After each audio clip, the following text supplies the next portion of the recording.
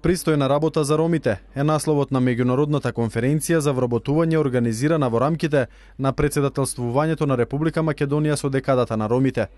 Министерот за труд и социјална политика ги потенцираше своите максимални заложби во кревање на свеста за важноста од образование кај ромското население. Секоја година доделува стипендии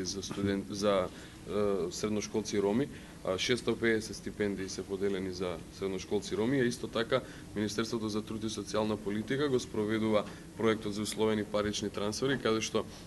децата на семејства во социјален ризик, кои што редовно ќе посетуваат настава, ги мотивираме со дополнителна финансиска поддршка заради редовното присуство на нивните деца во училиштата. Морам да бидам искрен дека над 90% од тие корисници на правото за условен паричен надоместок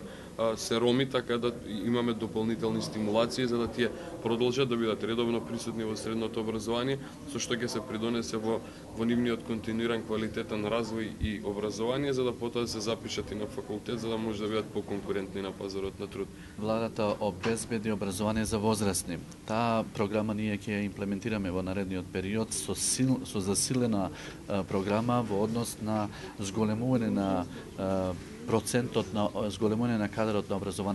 образованието на ромите. Сметаме дека образованието како еден силен чекор, особено како ранлива група ромската заедница, е оваа силна шанса на нашата влада што им се дава на ромската заедница како најранлива заедница во однос на решавање на еден таков начин на тој чувствителен проблем. Само во Министерството за труд и социјална политика се вработени 10 роми, околу 100 роми работат во јавната администрација, а 70 вработувања се најавуваат и за следниот период.